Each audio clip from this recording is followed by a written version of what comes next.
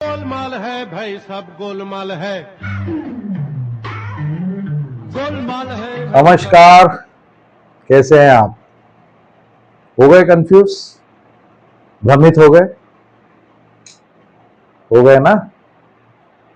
ये ही आज का विषय है कि कैसे एक पूरे सिस्टम ने आपको कंफ्यूज कर दिया, भ्रमित कर दिया।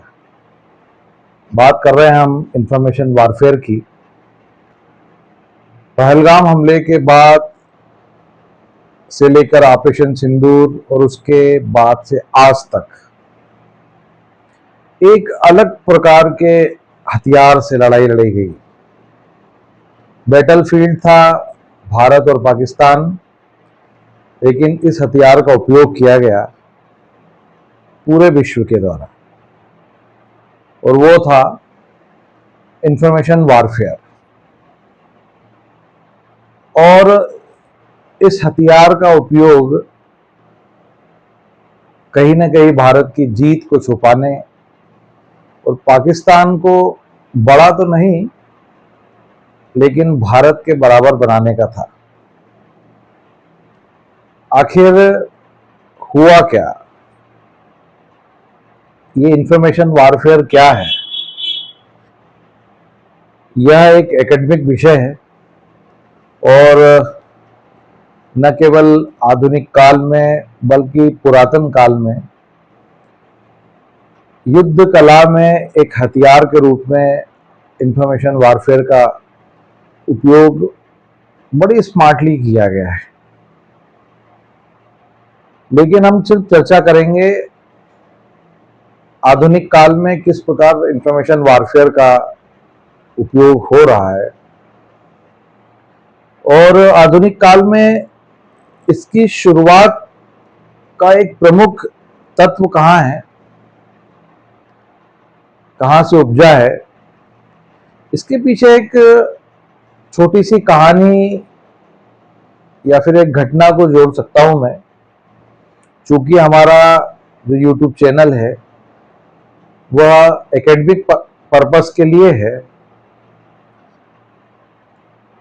बात है 9 नवंबर 1938 की, और यह घटना है नाजी जर्मनी की। इस दिन संपूर्ण जर्मनी में एक विशेष प्रकार का नफरत का माहौल बन गया। पूरी नाजी जर्मनी के लोग सड़कों पर उग्र होकर निकलने लगे और एक विशेष यहूदी समुदाय के लोगों के ऊपर अत्याचार की पराकाष्ठा पर जाकर हमले करने लगे। यहूदियों को उनके घरों से निकाला गया, उनके धार्मिक स्थलों से निकाला गया, उनके आर्थिक प्रतिष्ठानों से निकाला गया, उन्हें मारा गया। काफी तादाद में, हजारों की संख्या में यहूदी मारे गए, और जो कुछ बचे उन्हें कंसंट्रेशन कैंप्स में डाल दिया गया। और इस नफरती जो रात थी उसका नेतृत्व एक ऐसा व्यक्ति कर रहा था जिसने भविष्य में नाजी जर्मनी में हिटलर को एक भगवान की संज्ञा दे दी। इस 9 नवंबर 1938 की रात को, जो इतिहास में the night of broken glass के नाम से जानी जाती है, सड़कों पर नाजी जर्मनी के लोगों के द्वारा अत्याचार स्वरूप उनके प्रतिष्ठानों के टूटे हुए कांच चारों तरफ फैले हुए थे, और इस उन्मादी, अत्याचारी और दुर्भावना से भरी हुई भीड़ का नेतृत्व एक ऐसा शारीरिक रूप से विकलांग व्यक्ति, जो कहीं ना कहीं मानसिक रूप से विकलांग भी था, धूर्त था, दुष्ट था, जिसकी यहूदियों के प्रति नफरत और नाजी जर्मनी में अपने एक उच्च स्थान की महत्वाकांक्षा ने हिटलर को उस स्वरूप में लेके आ गया जहां पर पूरा विश्व आज भी हिटलर को एक क्रूर शासक के, दुष्ट शासक के रूप में देखती है। सबका नजरिया अलग अलग हो सकता है, लेकिन सत्य यही है। आखिर वो था कौन व्यक्ति, वो शख्स था कौन? एक गरीब परिवार में जन्मा अति महत्वाकांक्षी व्यक्ति, नफरती व्यक्ति, Paul Joseph Goebbels. Civil services के विद्यार्थी, खासकर लोक प्रशासन के विद्यार्थी इस नाम से भली भांति परिचित है। आखिर इसने करा क्या? इसने एक थ्योरी दी जो आधुनिक काल में युद्ध के समय इंफॉर्मेशन वारफेयर का एक मूल तत्व बनकर उभरी। इसे गोएबल्स थ्योरी कहते हैं। आखिर ये कहता क्या है? गोएबल्स कहता था कि किसी भी व्यक्ति या समूहों की मानसिक स्थिति को देखते हुए उनके दिमाग को इस तरीके से परिवर्तित करना बड़ा आसान है, संभव है, कि जिससे वे ये सोचने लगे कि वास्तव में जो स्क्वायर है वो स्क्वायर नहीं है, ट्रायंगल है। कैसे? वो बोलता था कि पहले झूठ बोलो, झूठ को बड़ा बनाओ, झूठ बोलो, झूठ को बड़ा बनाओ, फिर झूठ को सरल बनाओ और उसके बाद उस झूठ को लगातार बोलते रहो और आखिरी में स्थिति यह आ जाएगी कि जो व्यक्तियों का समूह है वो उस झूठ को सत्य मानने लगेगा। अरे भैया, यही सत्य है। यही आज के इंफॉर्मेशन वारफेयर का मूल सिद्धांत है। ये गोएबल्स थ्योरी अभी हमने 20 दिनों में, जब से पहलगाम हमला हुआ, उसके बाद भारत ने ऑपरेशन सिंदूर लॉन्च किया, उसके बाद जो इस संपूर्ण कार्रवाई में ग्लोबल लेवल पर, विश्व स्तर पर जो माहौल बनाया गया विश्व के मीडिया समूहों के द्वारा, खासकर यूरोप के और अमेरिका के जो मीडिया, प्रिंट एवं इलेक्ट्रॉनिक मीडिया समूहों के द्वारा, जो एक भारत विरोधी, या कह सकते हैं कि भारत को कमतर आंकने वाला, या कह सकते हैं कि पाकिस्तान को भारत के समकक्ष खड़ा करने वाला जो माहौल बनाया गया, वो आधुनिक युग की इंफॉर्मेशन वारफेयर का अंग है। आखिर इस इंफॉर्मेशन वारफेयर का उपयोग किया क्यों जाता है? उसके मूल तत्व में यह है कि युद्ध दो देशों के बीच होता है और दो देशों की जो सेनाएं हैं, उसके सैनिक है, उसका पूरा सिस्टम है, वो युद्ध लड़ते हैं। लेकिन सरहदों पर अपना सर्वस्व न्यौछावर करने वाला सैनिक पीछे मुड़कर अपने देश की जनता के मूड को देखता रहता है, माहौल को देखता रहता है कि मैं जिन लोगों के पीछे अपना सर्वस्व न्यौछावर कर रहा हूं, वे हमारे पीछे कॉन्फिडेंटली खड़े हैं या नहीं, या फिर भ्रमित तो नहीं है। और इस इंफॉर्मेशन वारफेयर का जो उपयोग किया जाता है, उसका उद्देश्य यह है कि देश के लोगों को भ्रमित किया जाए, उन्हें कंफ्यूज किया जाए, उनके मनोबल को प्रभावित किया जाए, उन्हें हतोत्साहित किया जाए। जैसे सरहदों पर लड़ने वाली सेना कंफ्यूज हो जाए। लेकिन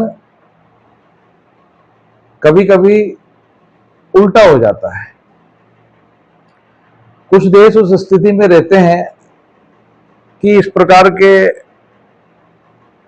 इंफॉर्मेशन वारफेयर में जो हथकंडे अपनाए जाते हैं, उसका ज्यादा असर देखने को नहीं मिलता है।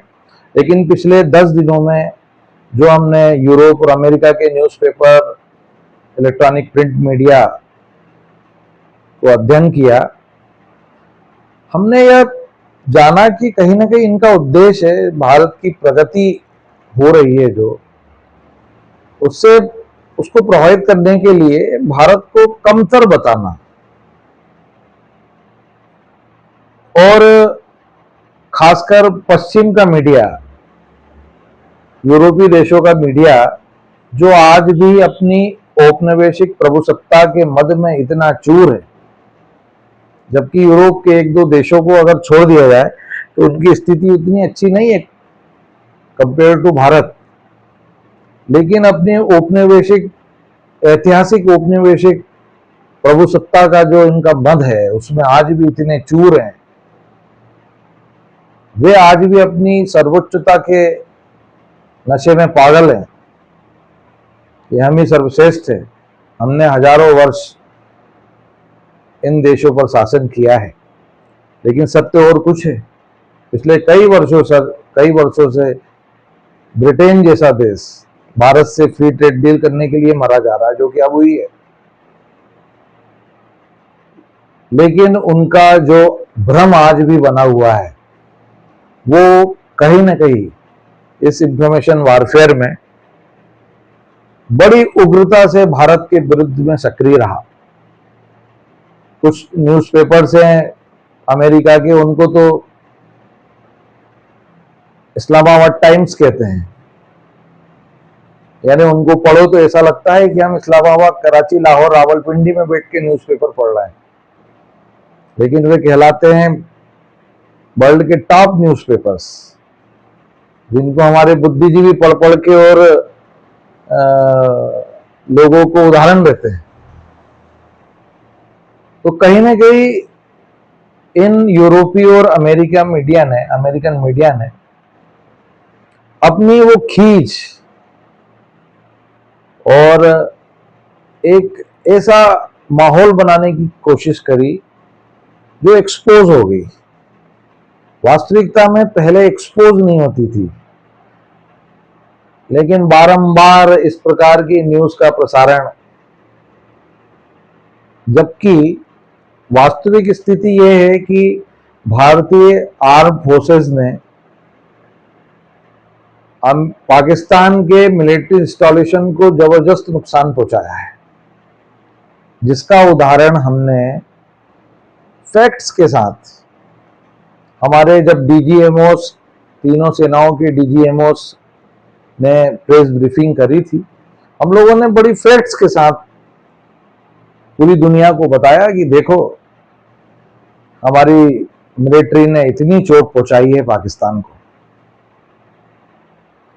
शुरुआत में विदेशी मीडिया बेशर्म होकर, अपनी लज्जा को खोकर लिखता रहा कि पाकिस्तान इस 4 दिवसीय युद्ध में भारत से एज ले गया, भारत पिछड़ गया, भारत के कई बड़े बड़े जो फेमस एयरक्राफ्ट्स हैं वो धराशायी हो गए। कई बार तो न्यूज ऐसी चली कि हमारे कई सारे पायलट्स पाकिस्तान के कब्जे में है, लेकिन बाद में पाकिस्तान के डीजी आईएसपीआर जो है उन्होंने स्वीकारा कि हमारे पास कोई भारतीय पायलट नहीं है। लेकिन पहले प्रचारित किया गया, भारतीय जनता में यह माहौल बनाने का प्रयास किया गया कि देखो तुम्हारी सेना कमजोर है।